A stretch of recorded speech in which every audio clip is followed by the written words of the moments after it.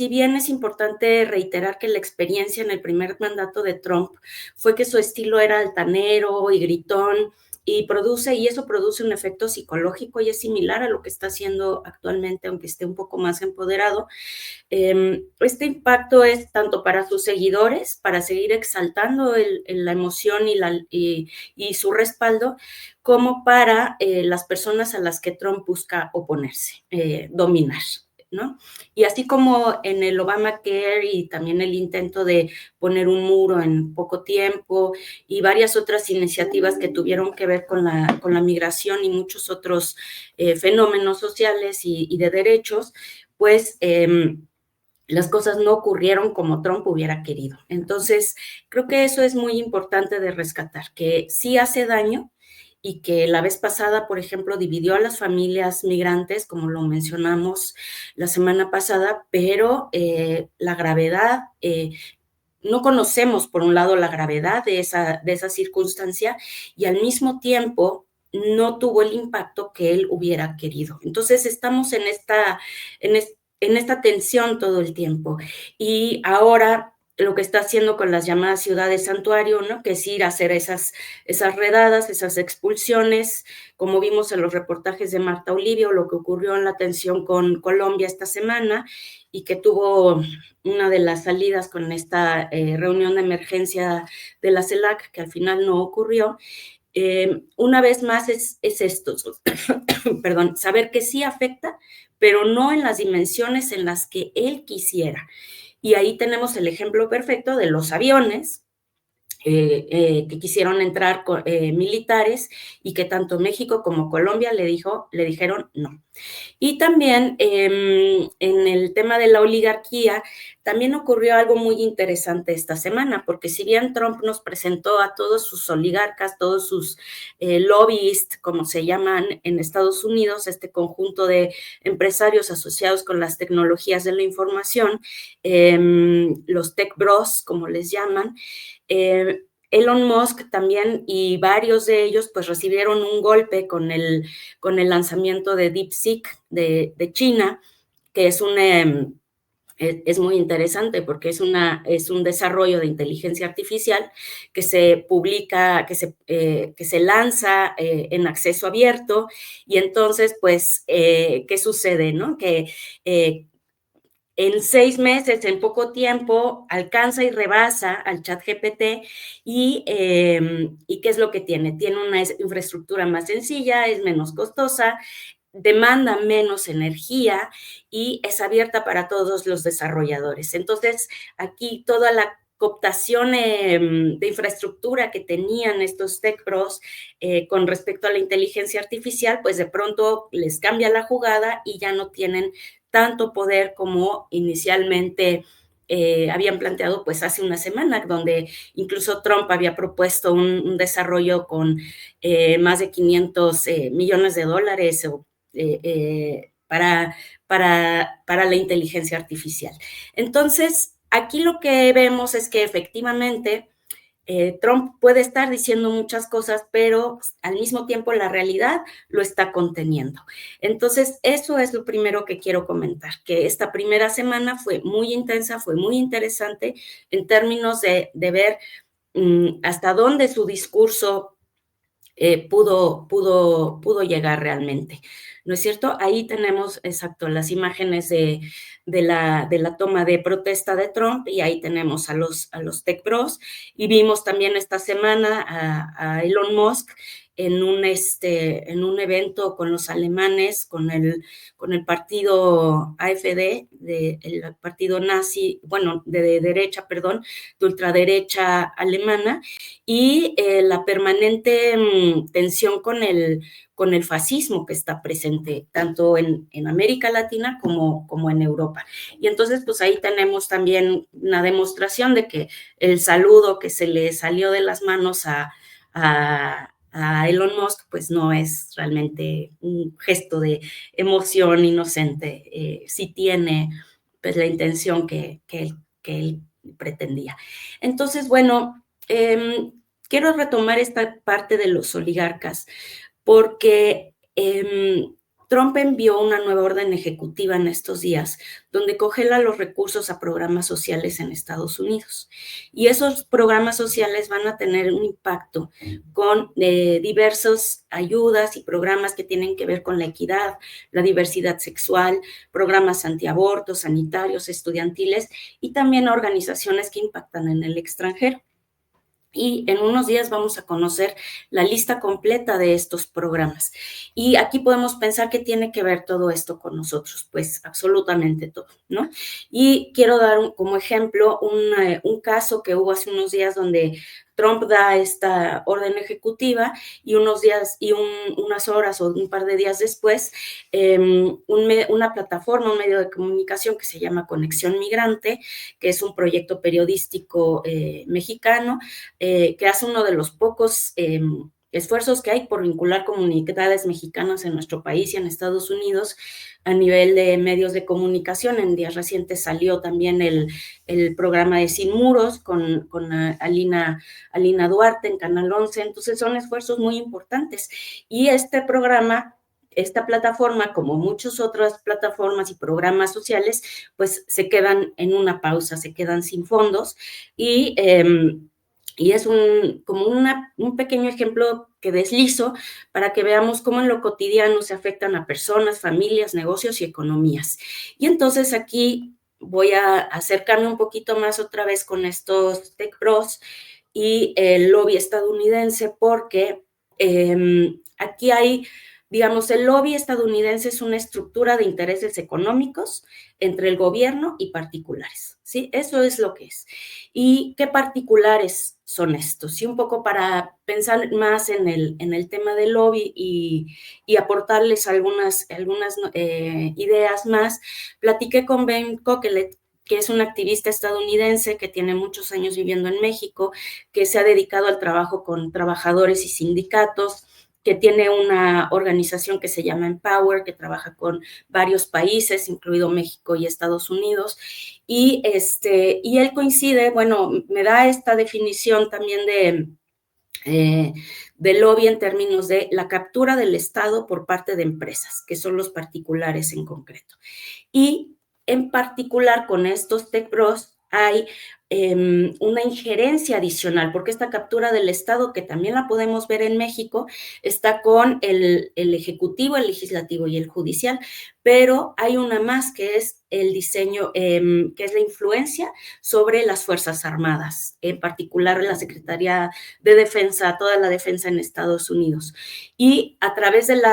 las empresas de inteligencia artificial, pues aquí tenemos dos temas importantes. Por un lado, que tenemos a la vista todos estos personajes, es decir, ya no hay simulación al respecto, los podemos ver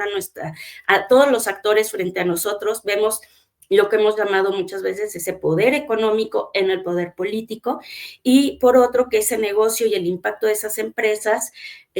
pues lo que tienen es que ven en el Estado un botín con el que hay que tener cuidado, porque a través de las tecnologías pues pueden impactar hacia la defensa, hacia la Secretaría de Defensa y las Fuerzas Armadas de los países. Y esta tecnología, particularmente con Silicon Valley, me comentaba, pues hay un control, una intención de generar tecnologías que ya no tengan influencia humana y ellos puedan atacar, estas tecnologías puedan atacar sin necesariamente intervención humana. Entonces, aquí hay sí, tal cual un botín, un tema importante que está no solo a la vista a través de los empresarios de estas grandes empresas, sino también con su vicepresidente, que es J.D. Vance, que está muy vinculado con Peter Thiel, que es un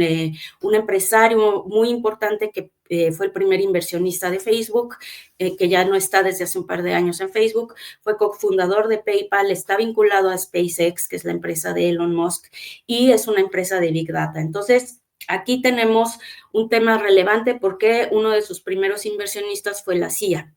Entonces, todo esto que hay que desarrollar todavía más y que ver qué impacto tiene y hasta dónde se puede investigar, lo interesante es que realmente es un ejemplo de esta noción del botín que implica el Estado. Entonces, para nosotros el Estado no es un botín, para nosotros el Estado es un catalizador, un medio que permite que la ciudadanía se desarrolle, viva en seguridad, tenga servicios, tenga programas y garantice la vida de un conjunto de ciudadanos y en el ejercicio de un gran valor que es la democracia. Entonces, allí tenemos algo con lo que no debemos de ser ingenuos y que creo que en México tiene un reflejo interesante con Claudia cuando organiza a todos los empresarios y trata de articular una fuerza en relación con el Estado, y ahí dan ganas de platicar también sobre el anuncio que dio Claudia ayer de su relación con Nestlé, que les va a dar, bueno, hay un proyecto ahí de inversión, y entonces nos enfrentamos desde la ciudadanía a esa tensión donde por un lado tienes que cooptar a esas empresas que tienen un gran poder político y económico y los beneficios, los servicios, los derechos de la ciudadanía que tenemos nosotros, ¿no? Y aquí, ya hacia el cierre y retomando el caso de Conexión Migrante, por un lado, pensar con astucia y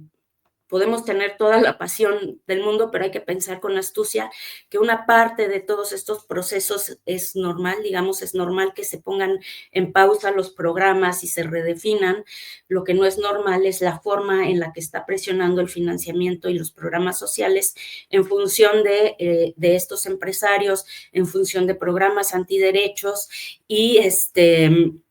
en función de la afectación a toda una estructura que también vamos a tener que dedicarle una sesión más a esto, que tiene que ver con cómo se estructura todas estas organizaciones civiles, las fondeadoras, las famosas ONGs y las organizaciones gubernamentales, y de qué manera impactan, como en el caso de Conexión Migrante, y si pueden apoyar ese tipo de proyectos, pues ahora es cuando. Entonces, yo pienso que hacia allá va la unidad. Y en esta unidad que también Ben Coquelet apuntaba en la conversación que tuve con él, ¿qué tipo de unidad, no? Y Ben decía, una unidad que aporte al interés común, ¿no? A proyectos como estos, a proyectos como Astillero, a proyectos mediáticos como Pie de Página, la llegada de la base, el apoyo a programas de gobierno como está ocurriendo ahora con Canal 11. O sea, debemos ser articulados, estratégicos, sin olvidar nuestra crítica, como hemos dicho siempre, con un fin, que es el interés común. Y entonces cierro con esta idea que decía Benjamin, y nosotros no tenemos el poder político, no tenemos necesariamente el poder económico, pero tenemos el poder colectivo. Entonces, hay muchas vías a través de las cuales nos podemos articular, y aunque desde Estados Unidos nos llegue el bombardeo permanente de que no podemos, pues esta semana nos enseñó tanto Claudia como Gustavo Petro, a pesar de lo que digan todos los medios corporativos, pues sí nos dieron una lección de que sí es posible dar pequeñas luchas, pequeños avances y promover el uso de la aplicación de nuestros derechos sociales. Con esto te cierro. Edurne, me gustaría mucho poder compartirte algunos de los comentarios que han llegado de la audiencia. Por ejemplo, nos dicen así, pero esa oligarquía estaba en contra de Trump hasta hace un año. Facebook censuró a Trump, Twitter lo bloqueó 3 años, Besos con su Washington Post lo atacaba. También nos dicen, pues DeepSeek se robó la idea de aprendizaje reforzado de ChatGPT, y eso que es más ligero, entre comillas. También aquí nos dicen, cuando los oligarcas estaban en contra de Trump, no decían nada. Y aquí mencionan, cierto, los que bloquearon a Trump ahora son sus amigos. Eso. Uh-huh. No, es súper interesante cómo dieron esa transición, ese cambio, y cómo supieron ver esa oportunidad y convertirse en aliados de Trump, y ahora le hablan al oído. Entonces, allí hay muchísimo más que explorar, y yo creo que en ese sentido es interesante lo que lo que apuntaba Ben en esta conversación que tuve con él y la relación con el botín político y cómo este tipo de empresarios de las tecnologías no habían sido realmente lobbyists de otros gobiernos, no habían tenido una presencia tan significativa como la están teniendo ahora. Entonces, por un lado, efectivamente están apuntando hacia un cambio interesante y ver cómo Trump, que es tan, ¿cómo se llama?, tan reactivo con sus opositores o con sus críticos, cómo se convirtieron estos personajes en sus aliados al punto de tenerlos donde los ven, en primera fila. Y allí uno de los personajes que nos señala Ben, pues es su vicepresidente, que es su mecenas, que tiene una relación con todas estas empresas. Ajá, es el dinero, efectivamente, son los negocios. Entonces, hacia allá quería ir. Por un lado, el tema del dinero y lo que sucede también con DeepSeek, que nos mencionaban que es una especie de robo. Bueno, ChatGPT fue abierto por muchos años, hasta que se cerró y empezó a cobrar. Entonces, y el mismo Elon Musk fue parte inicial de OpenAI, o no me acuerdo cómo se llama esta organización, que todavía existe y que él se peleó con ellos. Entonces, allí también, digamos, no es que se roba necesariamente, sino que lo que hizo fue rebasar sin avisar y rompió una idea que había hasta hace una semana, y es que la inteligencia artificial era un negocio seguro porque la brecha para que los alcanzaran en la tecnología, pues iba a tomar mucho tiempo. Y lo que hicieron en China fue un desarrollo que además lanzan a los pocos días de que Trump toma protesta, es también un efecto político y económico el que tiene, y es más que un plagio, porque lograron resolver cosas que en ChatGPT no se habían resuelto o no se habían querido resolver. Entonces, también ahí es importante ver cómo funciona el desarrollo económico. Entonces yo no lo dejaría en un robo. Yo sí creo que es, y como lo están diciendo en muchos medios tecnológicos, es un cambio y es un avance y es una llamada de alerta.